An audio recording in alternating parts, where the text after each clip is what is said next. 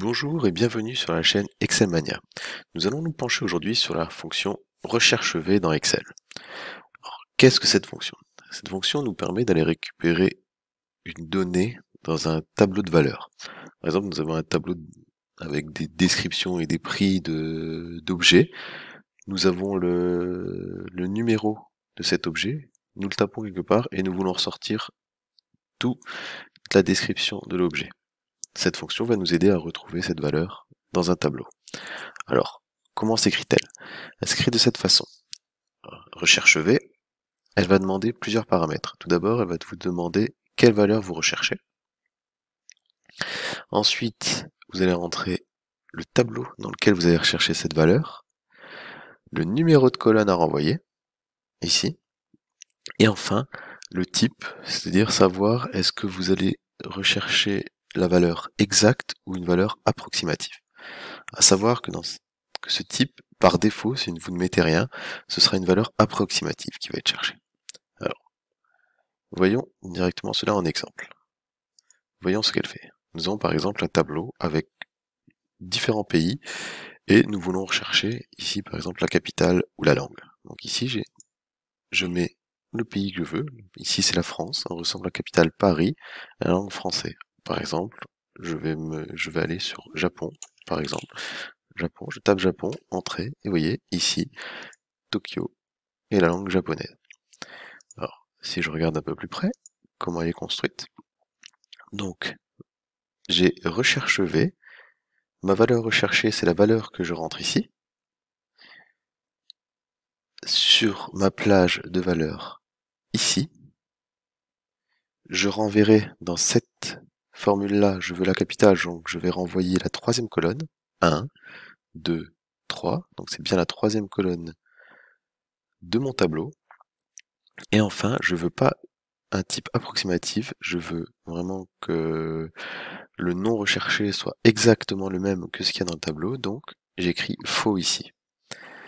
Et vous voyez, j'ai ça. Pour la langue, ici, la seule différence, c'est cette partie-là, donc le 4, parce que c'est la quatrième colonne, la langue, et non la troisième. Alors, cette fonction est très puissante pour aller rechercher ici dans un tableau. On voit, si j'avais un tableau avec des milliers de données, ça me permettrait de rentrer juste ici ce que je recherche pour avoir tous les détails. Elle a des limites également. Donc, la première des limites, c'est par exemple, si je ne trouve pas la valeur, elle va me renvoyer une valeur d'erreur. Par exemple, j'écris mal Japon, j'écris ça. Vous voyez ici, elle va me rentrer dièse NA. Pour éviter cela, il va falloir mettre des conditions.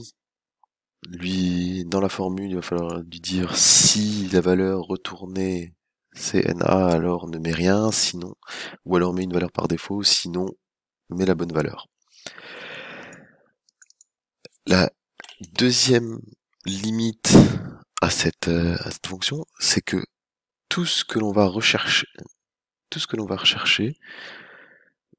va devoir se trouver dans la première colonne du tableau. Vous voyez, si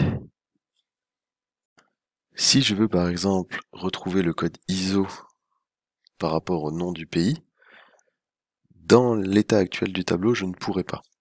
Il va falloir que je modifie la structure du tableau en prenant ma colonne là et en la passant avant celle-ci. Mais si je fais ça, ces formules-là vont devoir être changées parce que je vais me retrouver avec une colonne capitale qui ne sera plus la troisième mais la quatrième, du fait que celle-ci va s'intercaler entre les deux. Donc pour cela, c'est assez pénible comme limite. Alors, pour contrer cela, il existe depuis 2020 une nouvelle fonction qui est la fonction recherche X.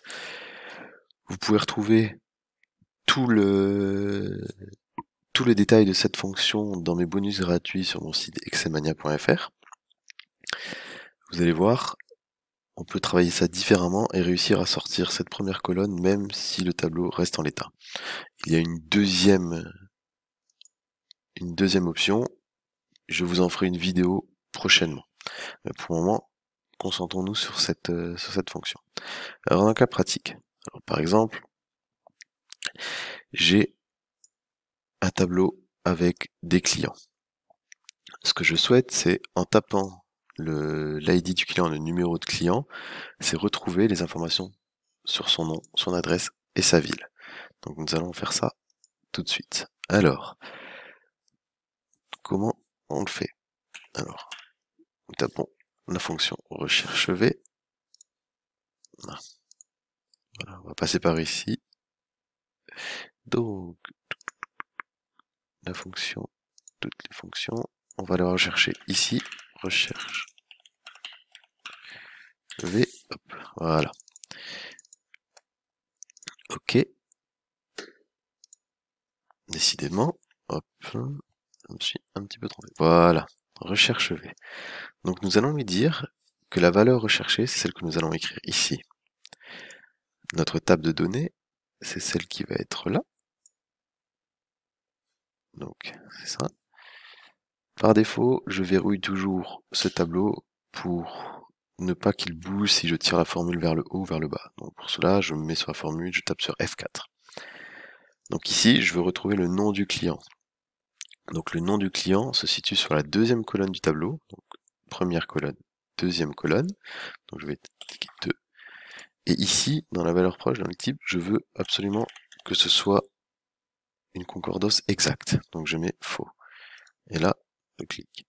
Donc ici, on voit, il n'y a pas de valeur. Par défaut, il va mettre NA. Donc c'est une des limites de la fonction que je vous ai expliqué. Donc voilà.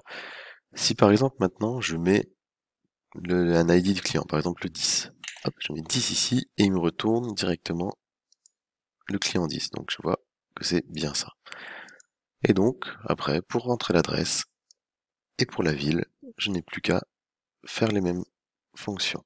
Donc toujours, hop, recherche V.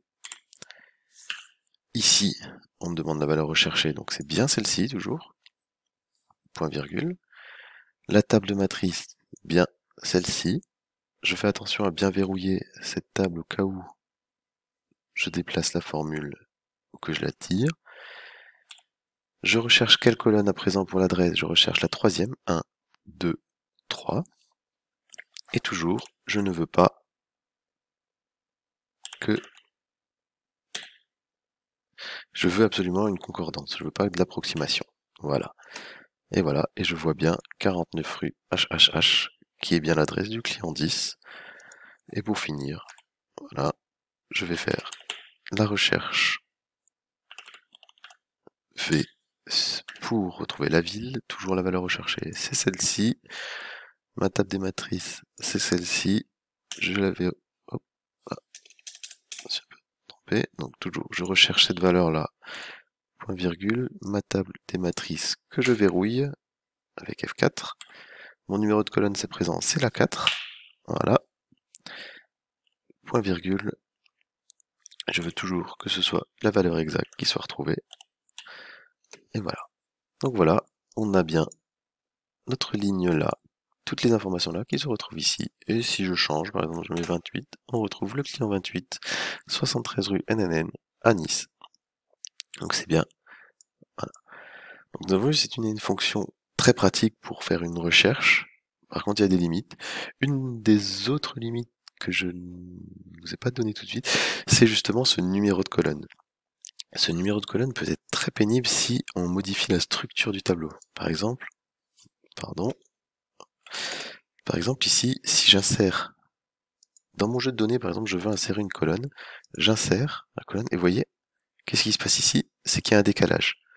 Parce que la colonne 3, ici, la colonne 3, ce n'est plus adresse, mais c'est la colonne D.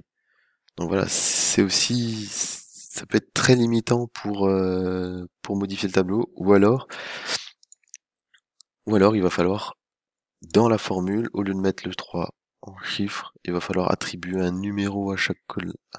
Ce n'est vraiment pas pratique là-dessus, donc il faut vraiment faire attention à son jeu de données. Si il est modifié, il va falloir modifier la colonne. Donc, comme je vous l'ai dit, la nouvelle fonction qui vous permet de contrer ça, c'est la fonction recherche X, qui elle va vous permettre de modifier votre structure du tableau. Il n'y aura pas d'incidence dessus parce on la manipule d'une autre façon.